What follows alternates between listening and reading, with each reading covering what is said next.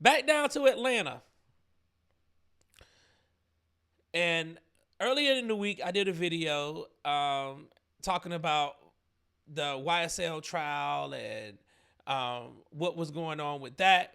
We saw that Fani Willis and her clown show prosecuting office completely botched the case, ended up losing tremendously in that case. Only thing that was salvageable were a few plea deals, but other than that, there was absolutely no convictions on RICO, and everybody pretty much went home scot-free and walked away with either time served or in probation or whatever. Well, she's also handling the Donald Trump case, election interference case, which is being pushed around, and the appeals court was supposed to rule on whether or not she could stay on the case, because we have discussed in previous videos about her relationship with Special Prosecutor Nathan Wade and all that. But now there is a conservative group who had filed I guess a Freedom of Information Act request, and she basically blew them off. Well, they filed a lawsuit, and it's interesting to see what the judge ruled. So we're going to take a listen to that, and we're going to discuss.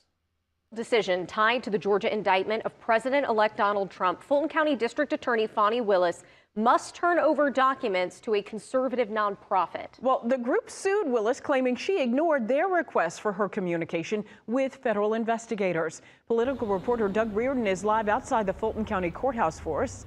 And Doug, what's in these documents? So we're not sure yet, but we have a pretty good idea of what might be inside of them. That group is called Judicial Watch. They're a conservative nonprofit, and they were asking for all of Willis's communications with federal prosecutors throughout her prosecution of Donald Trump and his allies here in Fulton County. Federal prosecutors were going after Trump for the events on January 6th, while Willis was doing the same here in Fulton County for his actions after the 2020 election. The ruling said Willis, though, ignored those open records requests made through Georgia's Open Records Act, which violates law here in our state. He ordered Willis to turn over everything the group is asking for, including her direct communications with the federal January 6th committee and Jack Smith, the man prosecuting Trump in his D.C. cases. Emory law professor Jonathan Nash says there may be nothing of interest in those, but it also could indicate something that Trump has been saying for years. So y'all see what's going on. They filed an open records request. She basically blew them off. They took it to a judge. A judge said, yep, you need to turn these records over. We already know that Special Prosecutor Jack Smith, his investigation into Trump is completely over now. They dismissed it. He actually dismissed the case and stepped down from his position. So that case is no longer going on. So the only two cases that really was three, actually, that are still going on right now is the Fani Willis case in Georgia. You have Alvin Bragg's case in Manhattan, and then you have Letitia James' case for the state of New York. Everybody's getting knocked out. Trump keeps winning and winning and winning and winning, and keeps getting these cases thrown out left and right. So now Fani has to turn over these documents. We don't know what's going on with these documents. We don't know what's in these documents. I don't know what this conservative group is looking for, but clearly they think that there is some ties to what she's doing in Atlanta and what Jack Smith was doing in D.C. There have been suggestions by the former and now incoming president that there's been coordination with the Department of Justice, with local prosecutors, including in Fulton County.